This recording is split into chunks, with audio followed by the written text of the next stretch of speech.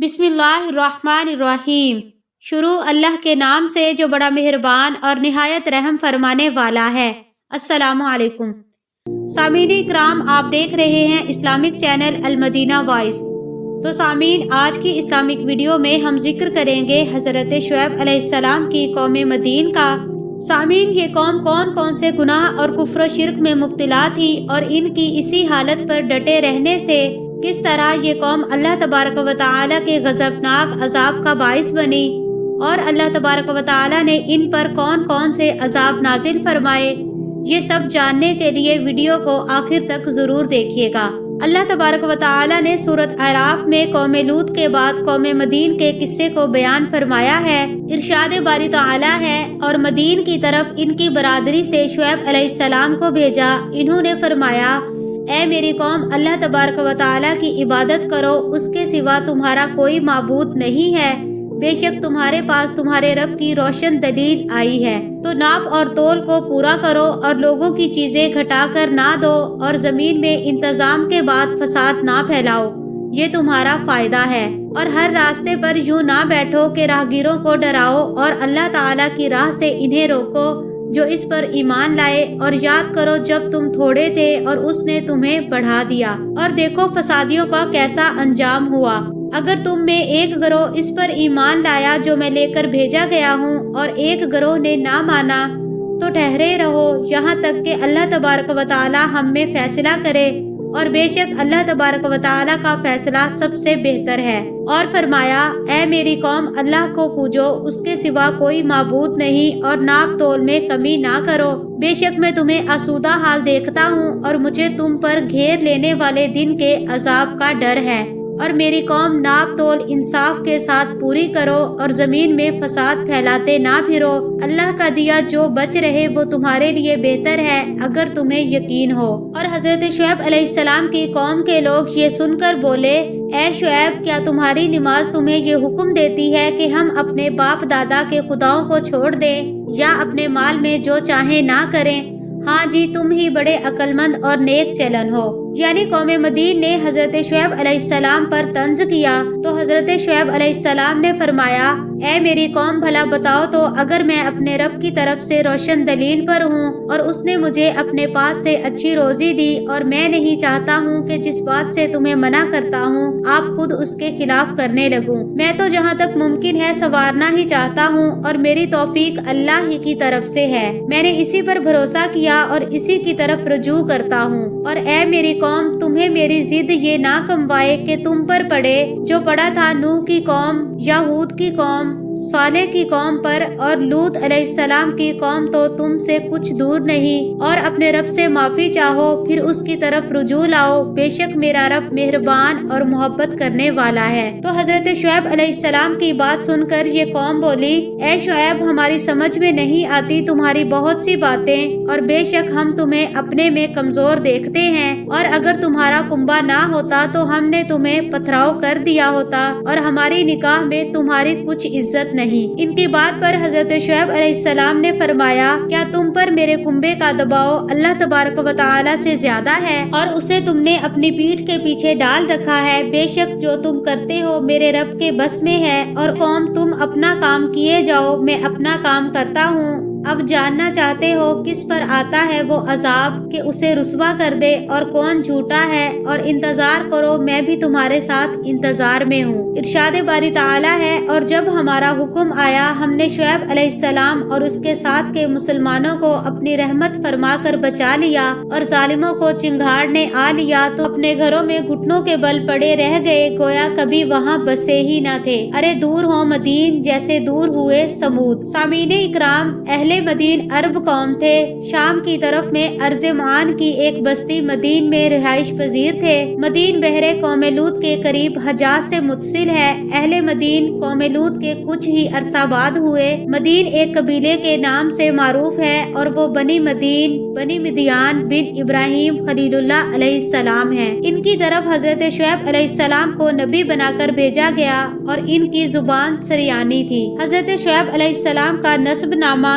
شعیب بن میکیل بن یشجین ابن اسحاق رحمۃ اللہ علیہ ہے۔ شعیب بن نبیب بن عبید بن مدین بن ابراہیم علیہ السلام، شعیب بن ایفا بن مدین بن ابراہیم علیہ السلام، اور سامعین اس کے علاوہ اور بھی کئی طرح سے ان کا نسب نامہ ملتا ہے، بے شک اللہ پاک بہتر جانتا ہے۔ ابن اساکر رحمۃ اللہ علیہ فرماتے ہیں کہ حضرت شعیب علیہ السلام کی دادی کے بارے میں کہا جاتا ہے کہ وہ حضرت لوط علیہ السلام کی صاحبزادی تھی۔ آپ ان لوگوں میں سے تھے جو حضرت ابراہیم علیہ السلام پر ایمان لائے اور ان کے ساتھ ہجرت کی اور ان کے ہمراہ دمشق گئے۔ وہب بن منبع رضی اللہ تعالی عنہ سے مروی ہے کہ حضرت شعیب علیہ السلام اور ملغم اس دن حضرت ابراہیم علیہ السلام پر ایمان لائے جس دن انہیں آگ میں ڈالا گیا۔ پھر ان دونوں حضرات نے حضرت ابراہیم علیہ السلام کے ساتھ شام کی طرف ہجرت کی اور حضرت ابراہیم علیہ السلام نے ان دونوں کی شادیاں حضرت لوط علیہ السلام کی صاحبزادیوں سے کر دی تھی۔ پیارے سامعین، ابو عمر بن عبد البرز ذکر کرتے ہیں کہ سلمہ بن سعد عنزہ رضی اللہ تعالی عنہ نے حضور اکرم صلی اللہ علیہ وآلہ وسلم کی بارگاہ میں حاضر خدمت ہو کر اسلام قبول کیا اور اپنے آپ کو قبیلہ عنزہ کی طرف منسوب کیا۔ حضور نبی کریم صلی اللہ علیہ وآلہ وسلم نے فرمایا، عنزہ بہت اچھا قبیلہ تھا، وہ مظلوم و منصور قبیلہ ہے اور حضرت شعیب علیہ السلام کی قوم ہے اور حضرت موسیٰ علیہ السلام کے سسرال ہیں۔ سامعین، اگر یہ دلیل صحیح ہے تو اس بات پر دلالت کرتی ہے کہ حضرت شعیب علیہ السلام حضرت موسیٰ علیہ السلام کے سسر تھے اور یہ خالص عرب کی نسل سے تعلق رکھتے تھے۔ انہیں عنزہ کہا جاتا ہے۔ خطیب الانبیاء حضرت ابو ذر رضی اللہ تعالی عنہ سے مروی ہے کہ حضور اکرم صلی اللہ علیہ وآلہ وسلم نے فرمایا، 4 انبیاء اکرام عرب سے ہیں، حضرت ہود، صالح، شعیب، اور اے ابو ذر تمہارے نبی مکرم علیہ الصلاۃ والسلام۔ بعض اسلاف حضرت شعیب علیہ السلام کو خطیب الانبیاء کے لقب سے ملقب کرتے ہیں کیونکہ آپ اپنی قوم کو ایمان اور رسالت کی دعوت دینے میں فصاحت و بلاغت میں ثانی نہ رکھتے تھے۔ حضرت عبداللہ بن عباس رضی اللہ تعالی عنہ فرماتے ہیں کہ حضور نبی کریم صلی اللہ علیہ وآلہ وسلم جب بھی حضرت شعیب رضی اللہ تعالی عنہ کا تذکرہ فرماتے تو فرماتے کہ وہ تو خطیب الانبیاء ہیں۔ اہل مدین کی خصلتیں۔ سامعین، اہل مدین بڑے سخت کافر اور ڈاکو تھے۔ مسافروں کو ڈرانا، دھمکانا اور ایکا کی عبادت ان کا دینی عقیدہ تھا۔ سامعین، ایکا ایک گنجان درخت ہے جس کے ارد گرد بہت سارے درخت ہوں اور وہ اس میں لپٹا ہوا ہو، اسے ایکا کہتے ہیں۔ یہ تو عبادت کا پہلو تھا اور جہاں تک معاملات کا تعلق تھا اس اعتبار سے بھی یہ لوگ اخلاقی پستی کی ذلتوں میں غرق تھے۔ لوگوں سے بڑا برا معاملہ تھا، ناپ تول میں کمی، دیتے وقت کمی اور لیتے وقت زیادتی ان کا محبوب مشغلہ تھا۔ اللہ تبارک و تعالی نے ان میں سے ہی ان کی اصلاح و ہدایت کے لیے اپنا ایک رسول بھیجا جو کہ حضرت شعیب علیہ السلام تھے۔ انہوں نے ذات وحدہ لا شریک کے حضور سجدہ ریزی کے لیے قوم کو دعوت دی اور جن افعال قبیح یعنی ناپ تول میں کمی، مسافروں کو دھمکانا اور ڈاکے وغیرہ ڈالنے میں مرتکب تھے ان سے روکا، اور اس قوم میں سے بعض لوگ تو ایمان کی دولت سے بہرہ بر ہو گئے لیکن اکثر اپنے کفر پر ڈٹے رہے، حتیٰ کہ اللہ تبارک و تعالی نے انہیں سخت ترین عذاب سے دوچار کر دیا اور وہی مددگار اور قابل ستائش ہے۔ سامعین اکرام، حضرت سعدی رحمت اللہ علیہ فرماتے ہیں کہ یہ لوگ گزرنے والے مسافروں سے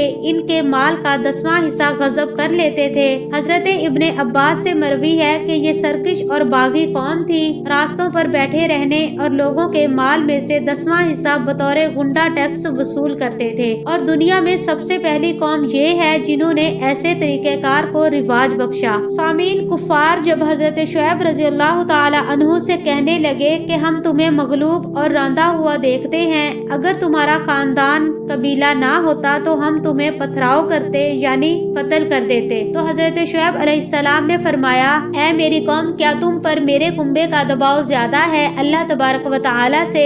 یعنی تم میرے خاندان اور قبیلے سے تو ڈرتے ہو اور ان کی وجہ سے میری رعایت اور لحاظ کے بارے میں سوچتے ہو اور اللہ تبارک و تعالی سے نہیں ڈرتے۔ کرتے اور نہ ہی میری رعایت کرتے ہو، حالانکہ میں اللہ تعالیٰ کا فرستادہ پیغمبر ہوں اور میرے کنبے کا دباؤ تم پر اللہ تعالیٰ سے بھی زیادہ ہے اور اسے تم نے اپنی پیٹھ کے پیچھے ڈال رکھا ہے، اور بے شک جو کچھ تم کرتے ہو تمہاری حرکات و سکنات میرے رب کے بس میں ہیں، ان قریب تمہیں اس کی سزا دے گا جس دن تم لوٹ کر اس کے پاس جاؤ گے۔ سامعین، کفار اپنے دل میں یہ خیال کیے ہوئے تھے کہ جو حضرت شعیب علیہ السلام پر ایمان لا چکے ہیں انہیں اپنے دین میں پھیر لیں گے۔ حضرت شعیب علیہ السلام نے اپنے پیروکاروں کی طرف سے دفاعی انداز میں فرمایا، یعنی اہل ایمان جو کہ حضرت شعیب علیہ السلام پر ایمان لا چکے تھے وہ خوشی اور اختیار سے کبھی تمہاری طرف نہ لوٹیں گے، اگر خدا نہ خواستہ لوٹے بھی تو بادل نہ خواستہ اور مجبوری کے تحت لوٹیں گے، کیونکہ ایمان جب دل کی اتھاہ گہرائیوں میں اتر جائے تو کوئی اسے نکال نہیں سکتا، نہ وہ اس سے مرتد ہو سکتا ہے اور نہ ہی کسی کی خاطر اس سے ہٹ سکتا ہے۔ پھر حضرت شعیب علیہ السلام اپنے رب سے مدد طلب کرتے ہوئے فیصلے کے خواہاں ہوتے ہیں کہ الہی عالمین ہمارے درمیان جلد فیصلہ فرما دے تاکہ جو جس چیز کا مستحق ہے وہ اپنے انجام کو پہنچ جائے، اور فرمایا، اے ہمارے رب، ہم میں اور ہماری قوم میں حق فیصلہ کر اور تیرا فیصلہ سب سے بہتر ہے۔ گویا حضرت شعیب علیہ السلام نے اہل مدین کے لیے بددعا کی، اور اللہ تبارک و تعالی اپنے رسولان معظم کی پکار کو مسترد نہیں فرماتا جب منکرین انبیاء اور مخالفین رسول اور کفار کے بارے میں ان کے نبی ان سے مدد مانگتے ہیں۔ سامعین، قوم اپنے انجام بد سے بے خبر اپنے کام پر مصر دوسروں کو بھی راہ راست سے ہٹانے پر تلی ہوئی تھی، اور کفار کے سردار کہتے تھے اگر تم شعیب کے تابع ہوئے تو ضرور تم نقصان میں رہو گے۔ سامعین، اللہ تبارک و تعالی نے ہر صورت میں ان کے حالات و واقعات کے مطابق ان کی نافرمانیوں کے حوالے سے سزاؤں کا تذکرہ کیا ہے، اور سورۃ اعراف میں ہے کہ قوم نے حضرت شعیب علیہ السلام اور ان پر ایمان لانے والوں کے خلاف پروپیگنڈا کیا اور انہیں بستی سے نکال دینے کی دھمکیاں دیں اور ان کو دین کی طرف واپس آنے کی رغبت دینے کی کوشش کی، تو اللہ تبارک و تعالی نے ان پر اپنا عذاب مسلط کرنا شروع کر دیا۔ سورہ شعراء میں ہے کہ انہیں شامیانے والے دن کے عذاب نے آ لیا۔ یہ ان کو جواب تھا اس چیز کا جس کا وہ مطالبہ کرتے تھے اور جس کی طرف وہ راغب تھے، اور کہتے تھے کہ تم پر تو جادو ہوا ہے، تم تو نہیں ہو مگر ہم جیسے آدمی، اور بے شک ہم تمہیں جھوٹا سمجھتے ہیں، اور تم ہم پر آسمان کا کوئی ٹکڑا گرا دو اگر تم سچے ہو۔ مفسرین اکرام نے بیان کیا ہے کہ انہیں پہلے پہل تو سخت ترین گرمی کا سامنا کرنا پڑا۔ اللہ تبارک و تعالی نے 7 دن تک ان پر ہواؤں کے سلسلے کو بند رکھا، اس کے ساتھ نہ تو انہیں پانی فائدہ دے سکا اور نہ ہی سایہ۔ وہ اپنے محلوں اور بستیوں سے بھاگ کر جنگل کی طرف نکل گئے، بادلوں نے ان پر سایہ کر دیا۔ ساری قوم سایہ حاصل کرنے کے لیے اکٹھی ہو گئی۔ جب ساری قوم جمع ہو گئی تو اللہ تبارک و تعالی نے ان پر بھڑکتے ہوئے شعلوں اور انگاروں کی بارش برسا دی، اور زمین زلزلوں سے تھر تھر کانپنے لگی۔ پھر آسمان سے ایک ایسی زبردست چنگھاڑ آئی جس سے روحیں نیست و نابود اور عمارتیں تباہ و برباد ہو گئیں، تو صبح اپنے گھروں میں اوندے پڑے رہ گئے،